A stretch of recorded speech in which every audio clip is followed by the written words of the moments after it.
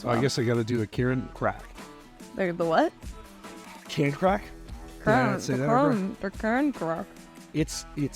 We're off to a hot start. Me physical... just making fun of you. I want to make sure you can see the munis. Yeah, sorry, I'm not rocking it today. I don't have new stuff. It's all good. All right, here we go. 3, 2. Yep. Yep. First we drink. Then we talk. No puns allowed. Adam and Paige. Cheers, Paige. We are coming in hot, which is usually good for episodes. Sometimes we've had health. We are tired. But we have a lot of good things going for us as well, including football. The football is immaculate right now. There's so much football to talk about. I was making our doc and I was like, oh my gosh, there's so much to get to because so much happened in this long weekend of college football because it wasn't just one day of madness. It was a couple days of madness starting with Thursday night. This doc is the most elaborate doc I've ever seen. I have young children, by the way. You may hear them. They may make an appearance. I would love for them to make an appearance. Studio. Yeah, I don't think they've made an appearance on the show at all. Besides, we do have their picks. We had their picks last week, and we can say how well they did on Super Locks. But which I still need to get out of them, and I will. They were very invested in their bets, by the way. Okay. And a lot of heartbreak in week one. A lot of heartbreak. Like TCU for Cameron didn't go well, right? And we'll talk about that. But first, let's talk municipal. Yes. Look, we love municipal. We have our own code at municipal. So if you want to look great, if you like golfing, if you like working, if you just like looking good, what else would you describe is the municipal vibe? We give off good vibes. I think we're vibe people, which is why we meshed so well with municipal. We are good vibes people. So no punch 20% off your first order. We did game day upset, by the way, and there was some Colorado love. And so Colorado folks, like I got to sort through, but that was definitely the winner. People on Colorado for game day upset. Yeah, there was a few of them. I don't believe there was a Texas State. Actually, shit. Now I got to go back and double check, but yeah, because Texas State was 27.5 points, something like that. Yeah, there was a lot of submissions, a lot of really good thoughts. And I'm telling you right now, based on my locks this week, a lot of dogs be barking. Week 2 is about dogs. Really? Dude. Oh, yeah. Interesting. Okay. This is going to be a glorious, fucked up week of college football. In the best possible way. I mean, it already has been. I feel like we started off really, really hot. Like this week 1 was beautifully cringy in a lot of ways. But speaking of beautifully cringy, we have to start with Colorado and TCU. That was by far the biggest storyline of the weekend. There's so many different storylines with this, but let's start with the game itself first.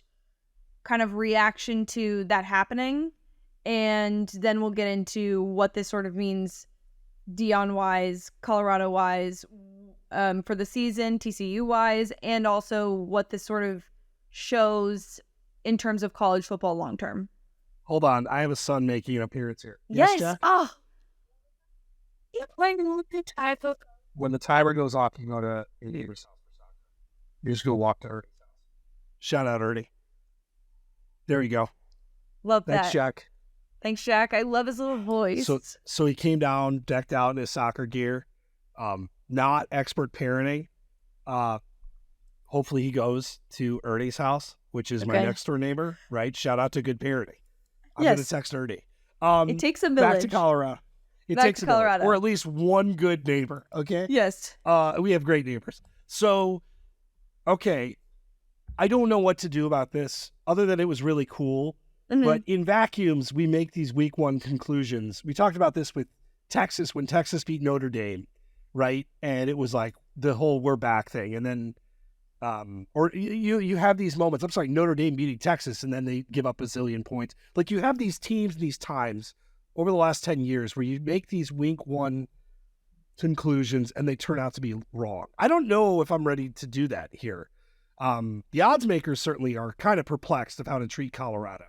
But when you've got a quarterback like this who played extraordinarily well and you've got some like legitimate dudes it kind of changed the equation. My other part in this that we're not necessarily talking about as much is TCU, right? So, like, what do we think of Colorado is like, what the fuck was that? Now, what the fuck that was kind of an extension of the national championship, at least in some regard. So, right. It's like, it's inconclusive, but it was still amazing. So we can say, like, oh my God, I'm glad I saw this, but I still don't know how to treat Colorado. Yeah, to be fair, it's not the worst TCU game that we've seen in the calendar year. So it's not the worst, but I feel bad, but I mean, it's really not.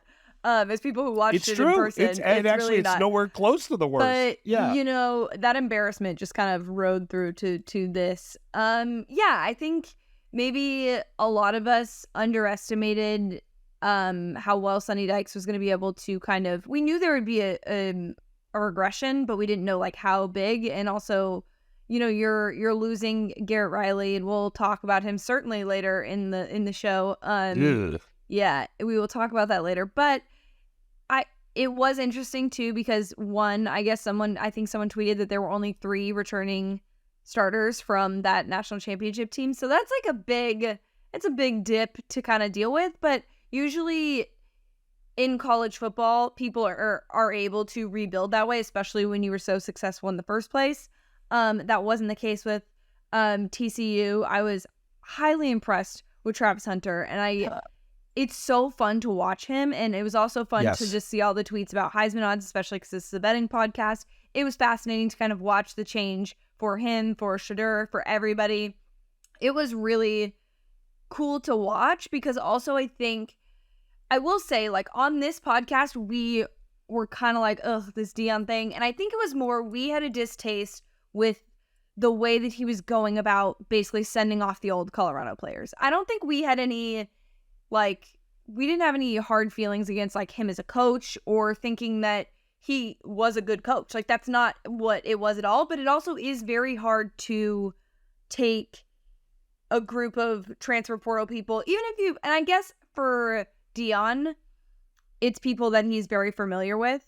But it's interesting when he talks about sort of, and we can move more into like what this sort of means in terms of college football as a whole, because that was largely the conversation on Saturday of like, oh, everyone doubted how he was doing things, and this is how it's going to be in college football. I will say this. I think that you can disagree with how maybe Deion handled some of the stuff when he originally got to Colorado, and agree that getting in the transfer portal and rebuilding a team is the way that college football is going.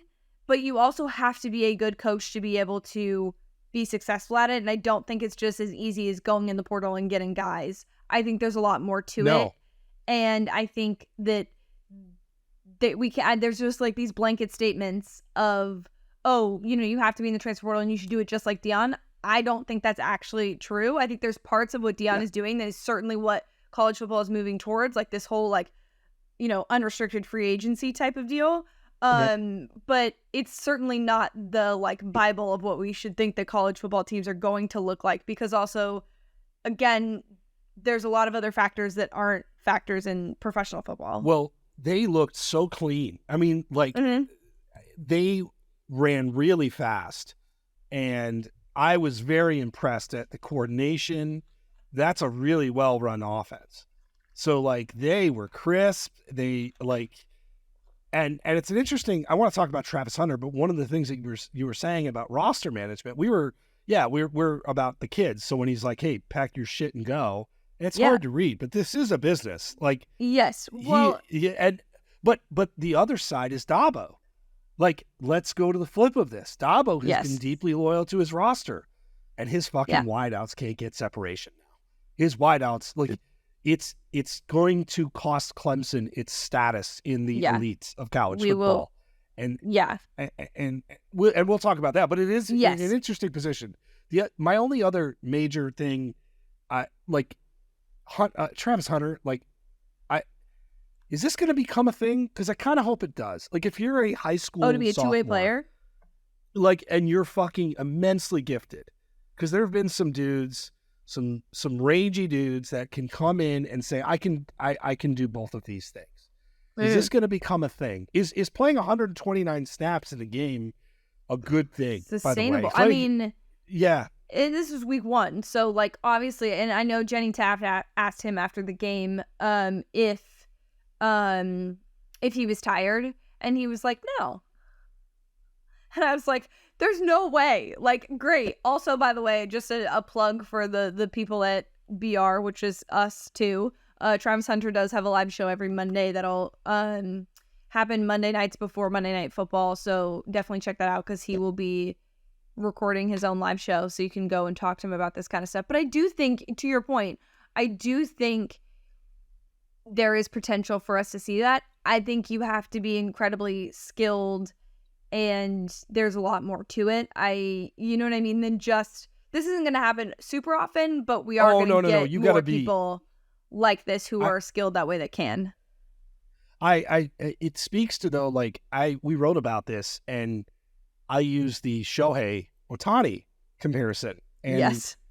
I only use that because I don't recall seeing anything quite like it. And to have hugely impactful plays on both sides of the ball, like, you know, you get a running back who contributes on special teams. You get Brock Bowers who runs the ball in.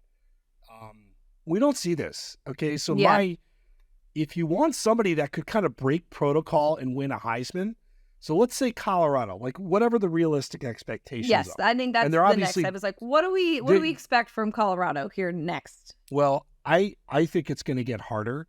I still think depth is an issue.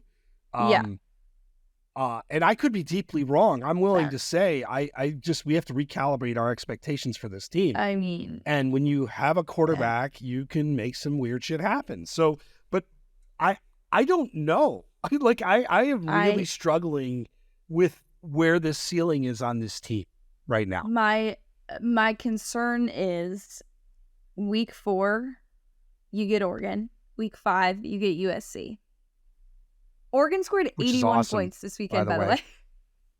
Like, that's not easy. Like, we will obviously talk about the Pac-12. Shout out to Pac-12 for being fabulous. We knew that, though, on this podcast, of course. Some of us were more believers than others. By that, I mean you. And that's not easy. It's not an easy schedule. It's not the normal Pac-12. I posted this weekend. I was like, sorry, Colorado, I wasn't familiar with your game. Because I did call them bottom feeders on this podcast. But that was less about Deion and everybody, and more about what had just been happening lately. But yeah, my expectation is they lose both of those games. I don't see them like winning the Pac-12. But I do think they are going to be better. Like you said, we kind of have to recalibrate, and they're going to be better than I think most people thought they would be at this point. And I think one of the things that I'm kicking myself for kind of overlooking is that, yes, he went into the transfer portal and got a bunch of guys, but these are all guys he's familiar with. And I will say, to the point that we talked about, if you're for the kids, which Deion has mentioned a lot, that he's like for the kids and giving them opportunities, that's great, but you're also kicking a bunch of kids to the curb when you came in. So like, I get it, but there's a lot of parity in it. And like, I know it was like, do you believe now? And it's like, look, it's not our job to believe. Well, it's our job to discuss what we think is happening and going to happen. And yeah, some of us didn't really buy into it because it's new. It's new to college football. I really am curious to see how he and they handle adversity, because it is coming. So how they handle quote unquote failure. It's okay to lose. He's doing an amazing job. And absolutely. But like this talk, it's taking away from a really cool thing. And he's clearly obsessed with that. Like, and it's all right. Like, again, I get it. Like, a lot of people thought they were going to be pretty bad. And so this is a moment to say, hey, talk your shit. You're allowed. Talk your shit. Permission. Talk your shit. And he's the best, literally the best in the world at it. Like, he is one of the best ever. Totally. Well, I do think it can be distracting. And I'll just say this. You'll know where I stand on the state of Colorado in locks. I'll leave that as a teaser. Yeah. Okay. I'm very excited to see that. Let's talk about the Pac-12 going undefeated in week 0 and week 1. 13-0. Which is kind of crazy. Nuts. If you would, first of all, wish I would have put that parlay together. Upset at myself, kicking myself for doing that. The all-pack? Yeah, the all-pack. But we sort of had this discussion a lot because we did a lot of live streams and a lot of stuff with preview content. We obviously talked about the conference on this podcast, but I think the bar has been set very high. Like, they just didn't win these games. They were like obliterating teams. And I get the competition wasn't super tough for a lot of them, but curious if anyone in particular Pac-12 team stood out to you, or any player that we got to see this week stood out to you in the Pac-12. Well, I'll give you a couple. Okay. I gotta start with DJ though. Yes. Thank you. You know, I just think there was a couple errant throws, but they really weren't errant. It wasn't like we saw at Clemson. And honestly, now we have to start asking ourselves, you know, it's me. Hi. I'm the problem. It's me. And that's Clemson, by the way. Quote. I just did it. I just did it. My daughter is all over it. Taylor Swift. Yes. Is she going to the movie? Yes. Oh yeah. And so I think I'm staying home with Cam Bam, so I won't go. But as a quick aside, she's buying a shirt because her birthday's coming up. It's me. Hi, I'm the birthday girl. It's me. That's, you know. Oh my God. Oh, how do you get there for talking about Oregon State? I don't know. That's so precious. But yes, Clemson is the problem, and we will certainly get to that. Clemson is the problem. No, it's just like, God, them in general, like, that's a team they should beat. But great offensive line, great running back, really good defense. Like we said before the season, like you want a team that's going to screw up the formula of the Pac-12. Yes. And then that was it. I just am very happy for DJ. So DJ would be my 1. My 1A, as my voice cracks, again, battling the elements here. Michael Penix. Yes. Like, I don't even think he played a great game. Yeah. And he threw for 1 billion yards and 5 touchdowns. And Boise State is not bad. And they fucking obliterated them. Yeah, they did. So those would be my 2. I'm not sure. I'm sure you have similar vibes. I mean, there's so many players, honestly, this weekend you could pick. Yes, totally. I will say the other thing that I'm very much looking forward to with the Colorado talk and Oregon coming up in week 4 for them is that Lanning was the one that was like saying to Colorado, was like kind of talking shit about them. And I know that that's going to be a huge storyline going into that game. So I'm very curious to see what the talk is like, and if that is a big distraction, and how well Colorado handles that, because Oregon is a very good team and they looked great. Poor Duck had to do push-ups and was dead. Jesus. That was a tough look. But yeah, I'm super happy that the Pac-12 is going out on a high note. And I think if I were a betting woman, which I am, I would take the Pac-12 or the field for the Heisman and say that the Pac-12 will have the Heisman winner in it. Let's pull up some odds. I love this conversation. Thank you. Let's lean into this. You think I should do like a podcast or something, you know? No, but this is like off the cuff. So here are your Heisman odds to speak to the argument that you're making. Caleb Williams plus 475. By the way, ho hum just does ridiculous shit every week. Yeah, we're just kind of used to it. Well. So we'll talk about him in a sec. Just ridiculous shit. Jordan Travis plus 750, and then you got Michael Penix plus 800, Sam Hartman plus 1400, and Bo Nix plus 1600. Right. So you've got 3 out of the top 5 are Pac-12. Caleb Williams, Penix, or Bo Nix. I will absolutely take the Pac-12 versus the field. Yeah, me too. And then you've got Sanders in here. You've got at 28-1. You've got Travis Hunter at 25-1, which I think is again break the formula back. Yes. I kind of get. Wow. Speaking to the fact that there's so much to talk about this week is one last Colorado note. I saw the Dion interview on Pat McAfee where he talked about how Shedeur was really upset with Kendall Briles, who's the offensive coordinator at TCU, because when he went to a camp, he treated him poorly. And, buddy, I don't have much to say about that. I just want to leave that out there for the people. You do. And maybe you do. Maybe sip some tea. Maybe sip some tea and act like it's none of my business. That's none of my business, is what I will say about that. And I thought that was a wonderful story to share. It's a catching a stray, and you had some thoughts on this. I did. I texted you and I was like, this checks out. Yeah. It certainly does. I tend to agree. But it's going to be sort of the revenge tour throughout if they keep winning. We're just going to find like new people to like, and you know what? Fuck this guy. Like, that's what it's going to be for everybody across the board, which I'm here for, by the way. Yeah, like you show out and you know what? And you're not afraid to speak your mind. Like, go on. You get to talk your talk. Piece. Speaking of Pac-12 guys, Caleb, I do want to mention there was an article that came out, and there was a similar article that came out a couple weeks ago that had similar vibes, but this was a little bit more in detail. That he was saying like he'd consider essentially saying that he would consider coming back to college football next year if he didn't like the team that was set in the number 1 spot.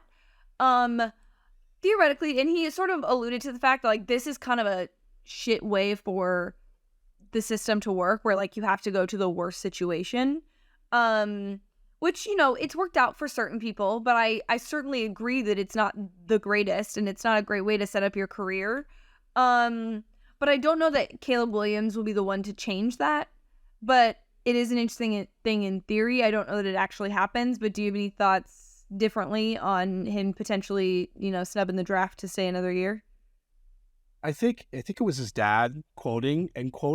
Yes. He was very thoughtful in it about the process, basically saying it's almost better to be undrafted because if he's taken number 1 in overall, you're going to a team in disarray, which you are most of the time. You're going to a team in disarray. Now, that's sort of the way it is. I still don't buy it because while Caleb Williams can make millions of dollars to play college football now, which by the way he is a huge star. Oh, he is. He can't make $50 million, which he can when he gets to the second contract, right? The longer you stay at college, the greater your exposure to injury is, and it's just not a sound business decision. Yes. And it's not my decision for him, okay? So he and his father, his family, he's making millions of dollars playing college football, and that's just great as is. That second contract, we said it last week, that's the key. Like we saw Nick Bosa today get $170 million. Oh my gosh, right? I needed that to happen. And congratulations, by the way. Thank you. Yes, $120 million guaranteed. That's a DN. We don't know what Joe Burrow deal is going to be, but so yeah, I guess they're in a position to have some leverage. But how much leverage do they have?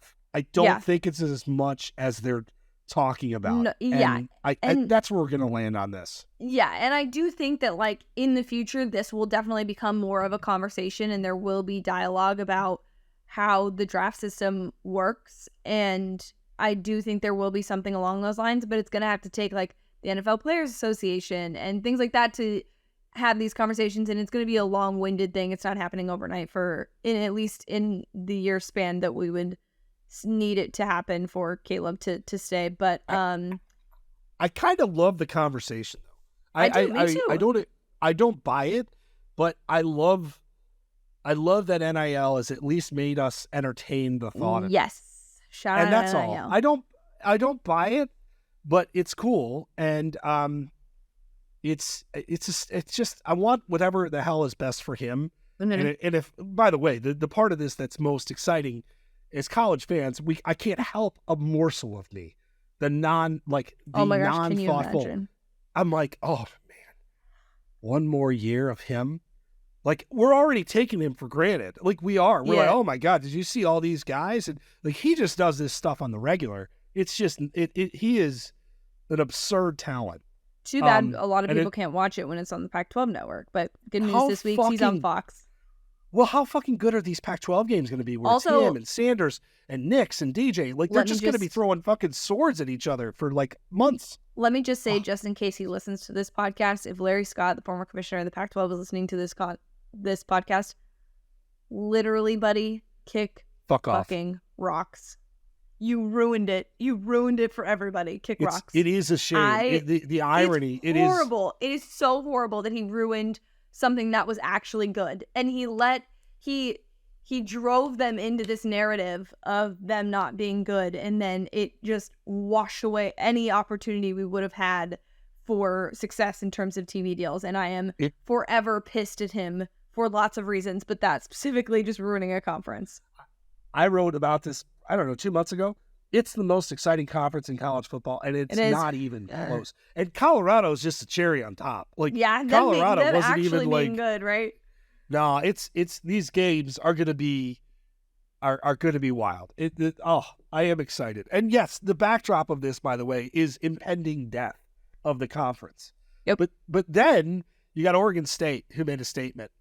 Washington State this weekend can make a statement. I'm telling you, like, that's a game we're sleeping on. So I'm here for chaos tour of all things. And interesting Pac-12. enough, I don't know if you saw this, but there was a conversation about how conferences have, like, they're given a year window or a 2-year window to be able to have a certain number of teams. So they could essentially run as a 2-team conference and make their own schedules and then finally get people. They don't actually have to do it by next year. So that is an interesting thing to watch. I think we see those teams find homes, but that is a very fascinating thing on that front. We should now begrudgingly switch to the Big Ten. Yes. And I say that as a Big Ten guy. And it's not that it's not interesting. So we got Iowa. I'll give an Iowa report. I guess we got Wisconsin, which kind of fumbled around with Buffalo and then found a rhythm. I guess Ohio State looking, not great against Indiana. Yeah. I did find it funny when they asked Jim Knowles. Did you see that? Like, because Indiana was running the triple option. They asked him how much he worked on the triple option. And he's like, I don't know, maybe guarded like 5 or 6 plays. That was funny. But the Ohio State offense was bad. So really bad. I'm not going to panic. If you watch when CJ Stroud played against Minnesota in that first half, we wanted to bench him. And I'm going to give this a little time to totally move. But I'll say this, the Ohio State offensive line didn't look great. And I don't think this is CJ Stroud either. So I think the level of concern, certainly not. If you're a Ohio State fan of that defense, like, you're like, yeah. But what's your level of concern for Ohio State?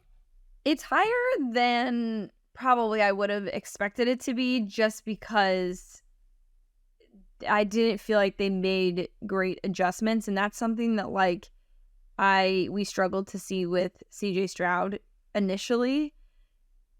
And like you said, this isn't CJ Stroud, so I'm not quite sure that they will get it figured out in enough time for it to be like a successful season. Yeah, like, buddy, you're going to play. I know normally it's like, oh, we just have to beat Michigan at the end of the year. But, like, there's teams that you could potentially lose to, and especially Penn State. Like, those are things you want to have worked out before then. And so it is a little alarming how bad they looked. With that being said, Purdue and Indiana always play Ohio State close. So I feel like I can't, like, overreact. But, yeah, that one was tough. Marvin Harrison Jr. 1 catch, 18 yards. Yeah. Like, let's not waste that season. No, Again, let's Kyle not McCord's do that. teammate in high school. But let's give it some time. But Iowa, my quick Iowa note, for about 10 minutes, everything was great. We have our quarterback, who's clearly injured, by the way, and it probably shouldn't be playing. Their backup is 6'5" and 255 pounds, by the way. So I'm kind of like, let's get them some snaps just for entertainment's sake. Just for fun. So Iowa, the offense was great. Their punter is great. I fucking hate the Iowa State game. I just am so tired of it. Yep. It's this week. It's going to be terrible. The total is 36. I don't really want to talk about it. I don't know what to make of Iowa. I'm just... Buddy, Iowa scored its first opening drive touchdown. I knew you were going to bring this up. Since like World War I. Since 1991. I wasn't even born yet. All right. That is annoying in its own. Like, all of this is annoying. Born yet. Your youthfulness is annoying. The stats annoying. I don't know, man. That was such an Iowa football game, and like the first fucking drive, you were so hyped. The DB falls, and it's like, we are back. And you were we're not back. So hyped Because back is what it was, and then it became Your Just tweets the were so slog. funny. And then it became Iowa. And yeah. So Iowa State, that spread is only 4. If you want to see a god-awful football game. Yeah, I stayed away from that because I was like, that's gonna be the one. I just can't. That over was tempting because it's so low of a number, but I just can't do that to myself. I did want to talk to you about a game that wasn't on Saturday, but Nebraska and Minnesota. Can we? I drank a lot of alcohol during that game. Yeah, I can report on that. What can we just hear out what the madness was of that night? Because I texted you because I was like, is neighbor Jason okay? Neighbor Jason was okay. He was sitting actually on the couch right behind me. Vibes were immaculate to start, and then again there was a lot of alcohol consumed. But as I thought about it, like, that's just the most Nebraska way to Nebraska. Like, and that's a shame because Nebraska played a pretty good game. They turned the ball over. They did some stuff. Like, it's just, I still think this team might be decent, but like, I have been saying this for 3 years and I am tired of saying it. So again, this is kind of a critical game for Matt Rule. You know what I mean? This would be huge. This would also be so college football if they lose that game. Colorado's like the darling of the first week of college football. Everyone's like, they're so good, blah, blah. And then, bam, you lose to Nebraska. That would be kind of funny. I mean, I would find it relatively entertaining. And then Michigan. I did have East Carolina plus 36. I don't have any other real Michigan thoughts other than I think J.J. McCarthy is, we're not going to overreact to East Carolina. Yeah. He looked way better. He looked like we were hoping that Cade Klubnik would look like what J.J. McCarthy did. Now, granted, he's a year older. So again, it's kind of unfair, but that, if he's going to play like that and we got a long way to go, they're going to be a real problem, I think. Yeah. My big thing on the Michigan stuff was just the off the field stuff, not necessarily the play, but the free Harbaugh shirts. Oh, the formation, like they're honoring a dead guy. Yeah, and then we get this week. I can't back this fucking team. It's not defense. It's not offense. It's we-fence. I can't guys, do that. I love a tryhard. I really do. But this is like, I'm sorry, it's very culty. I don't like it. I don't like it at all. I'm like, free Harbaugh. I don't. What are you talking about? Are you joking? Like, come on.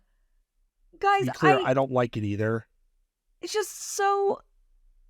I thought it was just annoying. No, it's bad.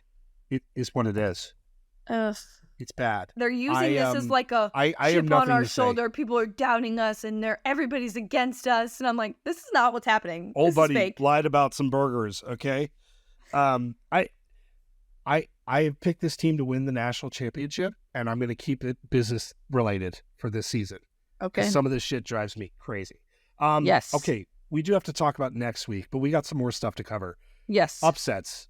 I'm going to give you 3. Wyoming over Texas. I think I know where you're going to go. Texas State over Baylor. Or, as you wrote in the doc, Duke. Actually, no, you wrote Duke. How did you write it? You wrote all caps. Like, Duke. Holy shit, their quarterback's good. That's my only thought. But go ahead. Which game do you want to talk about? Shout out Duke beating Clemson. Yes. Let's talk about that, because that is, in my opinion, I understand spread-wise, people, so don't come for me on this front. That was the biggest upset of the weekend for me. I don't think Colorado beating TCU tops the beatdown that Clemson took from Duke. And also, not a big fan of Professor Taylor, who is the Duke professor, who the quarterback was like, hey, I didn't turn in my homework. And he's like, by the way, your offensive linemen are in that class and they turned in their homework. So how come you didn't? No extension. Forget you, Professor Taylor. We don't like you. But shout out Duke. Cool it, buddy. Yeah. Like, come on. Don't be Duke was awesome. I'll go a different route. I'll cover the other 2 games very quickly. Dave Aranda, like, stock watch, not good. My God, that's kind of turned a little bit. And I don't think it's going to get... That's taken quite the turn. That's not going to be... it's not going to be great. I don't know. Again, and then, Texas Tech, I'll say that's a team I like a lot.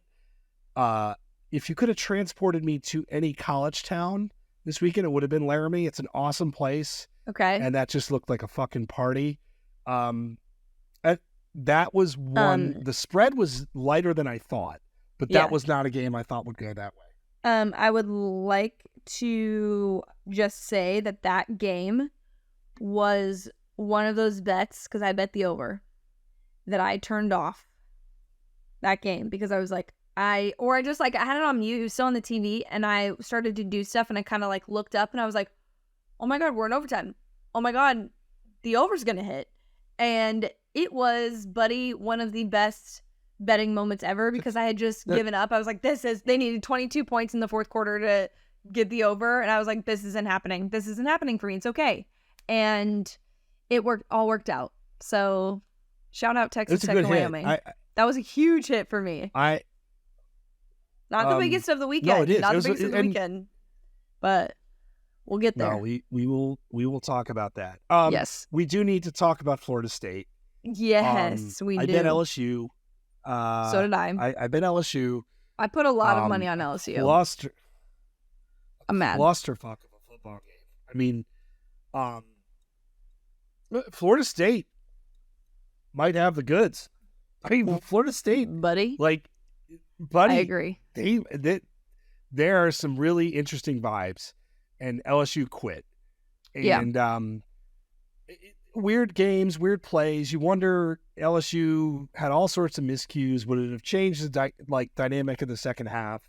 Well, I don't know. Florida State it looks like a legit playoff team. It looks like a playoff contender. Like they look like a threat. I don't feel like that's an overreaction. No, not at all. I think that was one of the, I think people were overreacting to Colorado and underreacting to Florida State because people were just happy that LSU was bad. But I don't think LSU is bad. Like you said, there are miscues, but also Florida State had a ton in the first half too. And it was like, geez, can somebody please get this together? I was texting someone during it, and I was like, this is the grossest, because there's so much NFL talent on the field, but this is the football game that's being played right now. I was like, this is ridiculous. That this is how it's going down. I was upset about my bet for sure, but I will say that Florida State, I do think, has the goods. We obviously saw Clemson is going to fall off. UNC, the other team in that conference that could kind of get in the way. They looked good, but I don't know. I think that Florida State might be better than UNC. I think so too. My other observation is LSU, if you'd like to know how to play Harold Perkins, why don't you put on some Will Anderson tape from the last 3 years at Alabama and get your best pass rusher on or near the line of scrimmage? Yeah. Coaching malpractice. Yeah. Coaching malpractice. And hey, there's nothing wrong with going under center. That. There's nothing wrong with going under center in a QB sneak, just by the way. There's nothing wrong with QB sneak. Oh, but you have one of the premier pass rushers, and they had him spy, which I get it. Jordan Travis can run. That's a pretty premier job, but it's just not good. Yeah. It's both sides of the ball, good, it was man. very questionable. When they went for it the first drive where they went for it on fourth down and didn't get it, and Florida State's defense held up, I was like, what are we doing here? What's happening? Yeah, I would agree. Yes, but big fan of Florida State. Yeah, any Clemson thoughts? I guess the biggest thing for me is we did speak a little bit about Dabo not going into the transfer portal. He's very much getting roasted for that right now. We've kind of said that he needs to Brad Pitt once said, as Billy Bean, adapt or die. And Dabo is failing to do that. Also, LOL, all the articles that put him in the same sentence as Nick Saban and said that he was creating a dynasty. Laughable now. Oh, boy. What are your thoughts on, would you be more concerned for this Clemson team or the LSU team based on those beatdowns we saw? Well, let me first, by speaking to the people and issuing an apology. I, Adam Kramer, am sorry. I am sorry. I have misled you. I have misguided you. I told you that this Clemson team was going to make the college football playoff. I was going to bring it up, and I'm so glad you did. I said this to you. You did. I told you this because, and I am supposed to know what I'm talking about. I told you that this is going to happen, and their quarterback's going to be better, and they got this great new OC, and he's from TCU.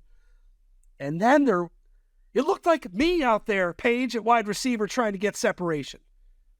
And Will Shipley should have gone to fucking USC. Will Shipley should be out of there. If I'm Will Shipley, I am calling USC right now and be like, buddy, get NCAA waiver, whatever. Do something. I should Figure be it out of here. Get me. Could you imagine Will Shipley on USC right now? Oh my gosh, no. Will Shipley is like running his ass off always and just getting demolished for 3 years. I fucked up. Okay. I trusted Dabo. I'm sorry. Okay. Now, we can overreact or underreact. This is not an overreaction to say that this pick was dreadful. Yeah. And I mean, I'm certainly looking forward to next week. I'm sorry. We discuss your other playoff prediction. And see how they play. Why are you doing that right now? First of all, it's so was going to say, I was going to bring it up. I wasn't going to bring it up. Oh, I was so nice. I feel much better about the other orange team than this one. Okay. But I wasn't going to bring up the fact that you picked Clemson. I really wasn't. I was going to be really thoughtful because you know what? To be fair, I thought that they would genuinely be a playoff contender. I just thought that due to how everything else would work out, that USC would get in over them. But now I'm hoping, because Florida State is as good as they are, I'm kind of hoping that we get when it's the final, 4, which is weird to say because it's not the actual final 4, but the final 4 team playoff. I hope that it's hard for the committee to make a decision and we have like a bunch of undefeated champs or 1-loss champs where people are like, I don't know. I just want everyone to think about poor Will Shipley and what he's going through. Try to carry a whole ass team on his back. Yeah. Fuck. Sorry. Yes. So your answer to that question is that you think the loss for Clemson was far worse than what it was for LSU. Sorry. Yeah. Yes. A one-word answer. Clemson would be my answer. Yeah. Just Clemson. Yes. That would Clemson. One Clemson, please. All right. Any parting thoughts on clock rules? Oh, yes. On week 1. We're overreacting to the clock rules, aren't we? Everyone needs to relax. I saw some Twitter account. Yeah. I saw some Twitter account getting aggregated that we're losing 40 to 60 snaps a game, which is deeply false. Scoring was about the same, like down maybe a quarter of a point for the whole weekend. Overs are still hitting, buddy. Overs are still hitting. That's the most important thing. It's fine. It will be fine. It's like the clock baseball rules. Everyone will be like, you know what? This is all It's moving this thing along. Good for them. It'll be fun. No, I saw Lane commented on it and was like, we pay to have football and, we're trying to make it shorter and blah, blah, blah. And I was like, all right, Lane. The only thing I do agree with, though, is commercials are still getting theirs. And that is annoying. Yes, that is annoying. If we're gonna shorten the product, did you see Chip Kelly? Who was it? Yes, that was funny. I just about to say, who was it that did their post game? Was like, hope you're enjoying the commercials, or hope you're getting your commercials in, or whatever. It was so funny. That was hilarious. Yeah, no, that was funny. It was great. Yes, we didn't really talk about them in our Pac-12. Dante Moore is gonna be a dude. Yeah. Oh my God, gonna be a dude. But yes, I have no other vibes. I really missed football. I really miss football. That would be my vibe check for week 1, which is a perfect segue for week 2. And the playoff team that you alluded to, my playoff team, is out to make an impression this week. So we've got Texas and we've got Alabama. So I haven't looked at your locks. I don't have them in my locks. I don't either. No, so I'm staying away from that game. Okay, good. So we could go a little deeper on this. So, no, what I was thinking is that we should do a friendly wager because you are obviously Team Texas and I'm obviously Team Bama here. I'm in. What do we think we should bet here? Should we bet the spread? Should we bet just straight up money line? I'd like those points. I would really like those points. I would. Do you have any? Do you genuinely believe that Texas is going to win this football game? I think Texas is going to cover the football game. I think 7.5, Alabama's by going the to. way. Okay. Yeah, I just want to be sure that we're on the same page there. No. I think. I actually, my favorite bet in this is the under 54.5. I think is the number That's I saw fair. last.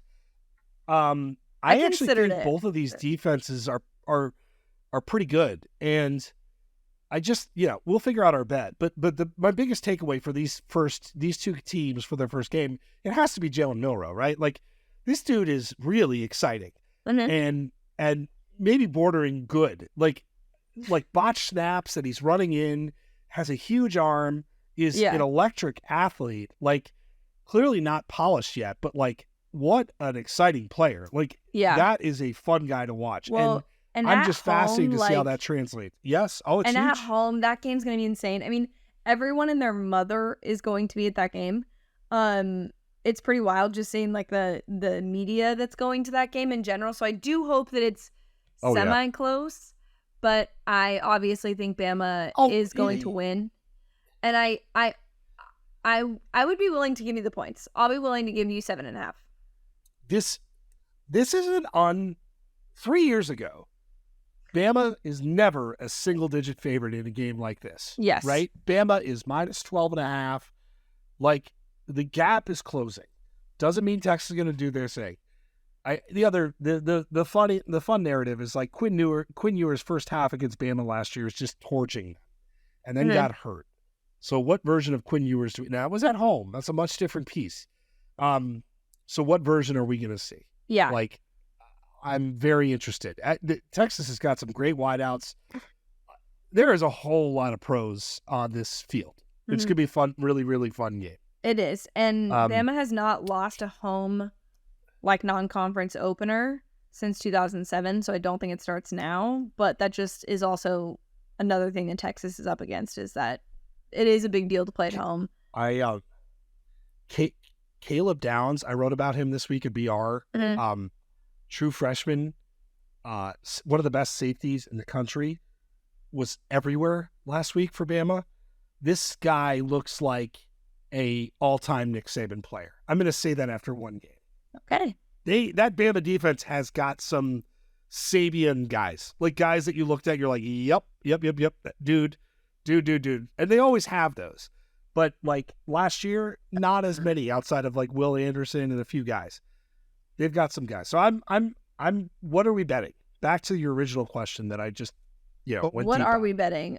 Do we want to bet the Mayo Bowl do we was want our like most embarrassment? Do we want I think we do need to go embarrassment route. Do we want to sing the opposing fight song? Right? Do we want to go that route? On the pod? Yeah. I mean, I'm down. Yeah. Loser has to sing. You gotta open. You have to do like the clapping and everything. Singing. Whatever it is, you know? I don't know. I think I'd probably have a better chance at Bama's. Bama's is good. So next week, the loser has to open with the fight song. Yes. And to be fair, I'm giving you the points. So. I mean, that's a spread. That's like the equal way to do this. No, it's not. I mean. Because technically the team that I'm picking to win is going to win. But anyway, it's fine. Can I tease it down? Can I proposition you? Can we get a teaser in here? I am excited about this. Yes, I think. Get the singing voice ready. I mean, I'm a terrible singer, so I feel bad for anyone who has to listen to me sing. So you better all hope that Kramer loses this bet. Other games that you're looking forward to before we get to locks of the week. The rest of the slate's kind of but I'm sure that will lead to chaos. And you said you're betting a lot of dogs, so I'm curious.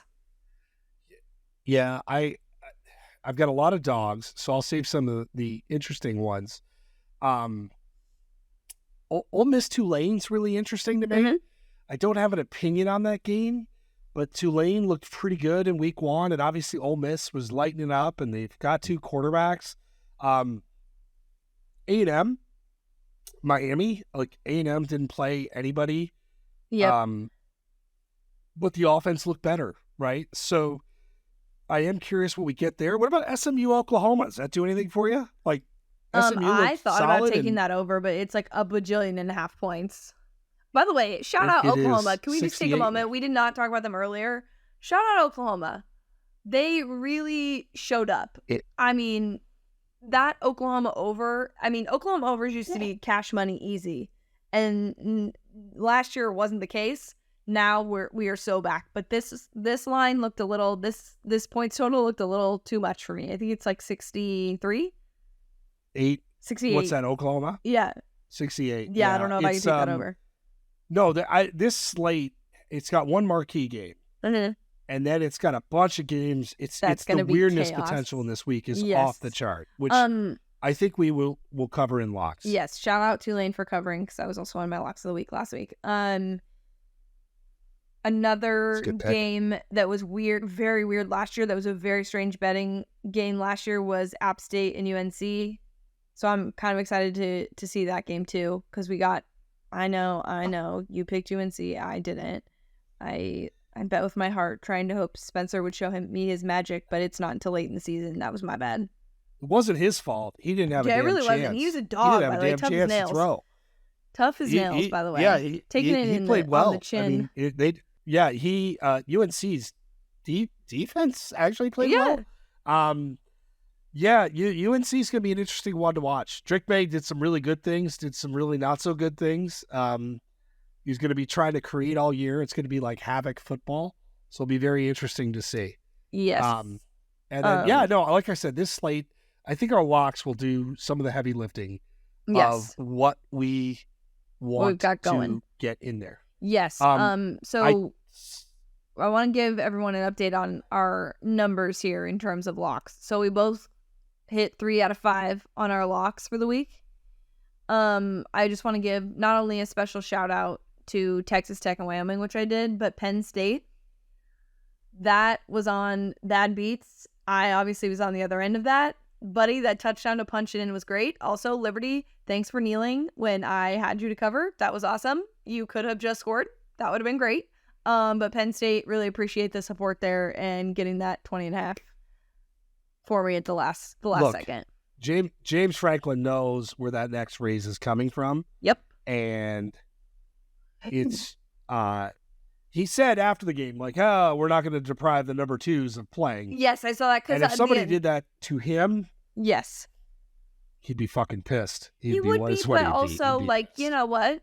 Let's move on because I personally thought it was great. I thought it was awesome that happened. And I'm happy for you. I'm stop them. My whole thing on this has been like with bat flips and running up the score is, buddy, if you don't like it, stop them. Don't let them do it. Yeah. Don't let them do it. So I'm fine with it. But when next time somebody is running it up on Franklin, let's do the sideline shots. Let's just do it. Let's get it. Yeah. Because and like the I said, presser, what does go around, comes around. Yes. What goes around comes around.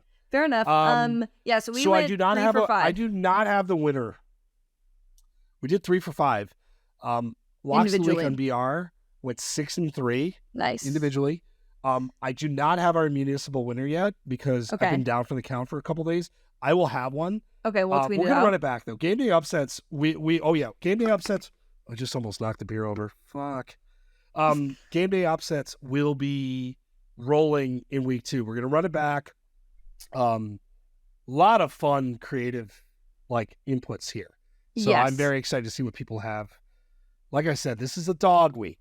They're going to be barking. So let's do this thing. So, I do also want to tell people super locks. One, we as work because we're competing together against your kids, so it's us versus your kids. You got your super lock right because you had Fresno State. I had LSU. Thanks LSU.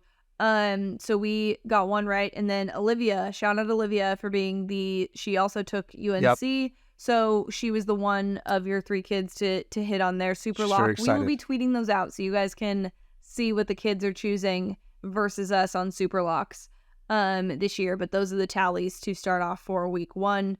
But now let's get into week 2 locks. They're very competitive, by the way. They really want to win. We'll get them more involved as the season progresses. Okay, I will take us out to sea. Okay. We have one game that we're going against each other. Again, we do not plan this. If this is your first time listening, we pick our locks and we put them on paper. I believe we only have one game, and that is I like Texas Tech plus 6.5, and you like Oregon minus 6.5. Yes. This is me trying to be cute. That's what it is. I think home game for Texas Tech. Oregon played Portland State. I still think Texas Tech is a good team. This is a gut check line, and there's no question about it. So that's it. I'm sure Oregon scored 81 points. There's a good reason why you like that. Yeah, that, and I watched the Texas Tech game, and it wasn't overly great. So yeah, I'm going with Pac-12. I'm riding with the Ducks, which I usually don't do. So that is huge that I'm taking them minus 6.5. All right, I am going to get out of the way maybe my most controversial pick, which is Nebraska plus 3. Wow. So over Colorado. So this line has gone through all sorts of shit. I still think, like, that win for Colorado, that's a hangover possibility. Yes. And I just think that we're going to recalibrate, and Nebraska's not going to play as bad. Colorado might not play as good. And there's a balance here that Nebraska is going to win a very ugly game. Don't feel great about it, but I'm doing it. You know what? I'm proud of you. At least you got to go for it, you know? I'm trying. That's big. I don't know if it's maybe you're pulling a page and you're betting with your heart here, but I'm okay. I'm okay with that. It's true. What do you have next? Let's see. What do I want to go with next? Oh, shit. We have 2 games we're going against each other, actually, now that I look. We do? Oh. Yeah. Wow. Yep. I cannot believe this. We could save that one, or you could do it now. So it's your call. It's Notre Dame, correct? Yep. I'm taking Notre Dame minus 7.5, and you are taking? NC State plus 7.5. Wow. I know. You are really... I think NC State's a little bit better than we're giving credit to. And you don't think Notre Dame is as good as they've been looking? I think they're good, but you don't I like think front flips into the end zone? They go to Ireland, they come home, they go to NC State. I think it's been a pretty chaotic stretch. Like, there's a lot going on here, and Brendan Armstrong's pretty good for NC State, transfer QB. I think Notre Dame wins this game. I think it's tight. Okay. Well, we're going against each other again. So that's what? That worked out for you this week. Yeah, go ahead. Or this last week. So go ahead. What do you want to do next? Yeah, you can go next. I think I've done 3, and you've only done 2, I think. I don't know. I mean, who knows at this point? This is a very lengthy podcast. But I am gonna roll with I'll do my homer pick for right now. Arizona. I am taking them to cover versus Mississippi State at plus 9.5. Go Cats. In my personal locks, this is not on my locks of the week for the pod, but on BR, I have the over in this game. I think there's going to be a lot of points. A lot of points scored. Yes. Revenge bet I have for me, UTSA minus 13. This line has been going up over Texas State.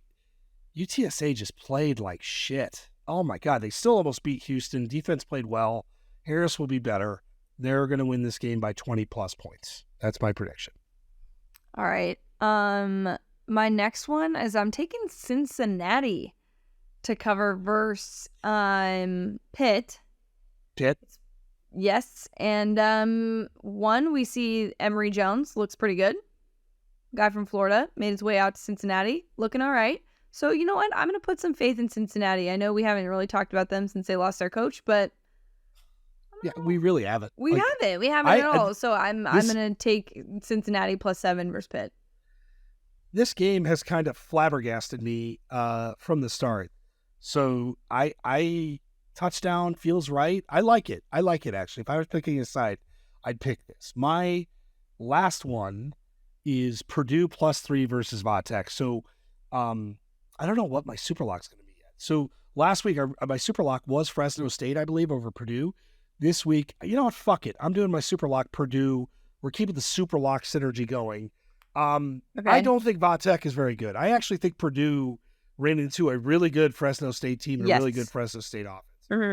I like Purdue in this game, so they're my lock. They are my super lock. Cool. Georgia, Ball State over 53. Give it to me. That's some sicko shit there. It is because also it could get on hand early. They put it back. Like it's why not? I'm my sicko thing last year. What's the score here? Like 49-7? Yeah, I think this week the total was 51. I want to say so. 53 is not that far off. Actually, no, I think it was more. I think it was like 56 this week. So 53 should be doable. I'm in. So, yeah, that is going to be some sicko shit. I hope Ball State scores at least one touchdown. That'd be nice. Couple field goals. So did you say what your super lock was, by the way? Was that your super lock? No, that is not my super lock. I think... Ooh, I'm going to take Oregon -6.5 as my super lock. Ooh. That's risky. Super That's lock risky. Fade. Yeah, super lock fade. That's what I did. Well, actually, we were on the same side of my super lock last year, so makes sense. Or last year. So there you have it. Feels like we're already over our normal time. There's a lot of football to talk about. I feel like this is our normal length for the season, but I'm happy there's football to talk about and things to talk about. One thing to just remind people of, we will be live in the BR app on Sunday doing live reactions to the AP poll, so come hang out with us there. Any random shit you got? Are you looking for it? Oh, we kind of have to say because this is a football podcast. NFL, are we ready? I'm ready. I'm doing I'm doing a slow fantasy draft with my group of friends. Okay. These are guys that I've done the draft with for 20 plus years. Mm-hmm. So it's like a 4-day draft. You just draft whenever you can draft. Yeah. Now I'm the commissioner. So I just want to give a big hug to all the fantasy football commissioners out there. Yeah. Fucking people suck, man. Like, I love my friends dearly. These are childhood, this is a fun league. It's like our lifelong friend league. Yeah. But this draft, it's like been herding cats for 3 days. Yeah. Literally, I'm looking in the chat now. It's or a text chain, and the last text is, Will, it's your turn. Please end this shit. Yeah. That and then the next person says, finally, it's me not getting yelled at. Okay, that's how it goes. Love and bond right here. Yeah, Do you guys have a punishment for your loser? We don't. We talk so much shit that it's painful. I feel like if we had a punishment, people would our group of friends would fall apart. Yeah, because it's already very stressful. I mean, my boyfriend's probably not going to be thrilled that I'm sharing this. I actually didn't clear it with him before, so this is what it's like to date somebody who has a podcast. But he did lose his fantasy league last year, and him and his friend group went to Vegas this past weekend to do their draft, and his punishment was to take a blow-up doll out to dinner. And so at a Vegas sushi restaurant, he took a blow-up doll out to dinner. And now I really hope that he doesn't break up with me after sharing that story with everyone. But he did it. There's got to be pictures, obviously, right? There are. I think that would certainly get me dumped, but I'm hoping. Oh no, I'm not asking for said pictures. I can send them to you personally, probably, but I don't know. No. We are not publicly shaming. I mean, it was great. Yeah, and you went with it. You do your thing. I'm hoping this year it's a better year. But yeah, that was the punishment. We're all counting on you. Yeah. So I need That's to. pretty good. But I did experience. I tweeted this last week. I did experience what it's like to lose your significant other to a fantasy draft or football season, because I've never had that, because I'm always the one that's very much into football season and kind of missing. Oh no. That was a new experience. You get it from the other me. side. Yeah. So sorry, Nick.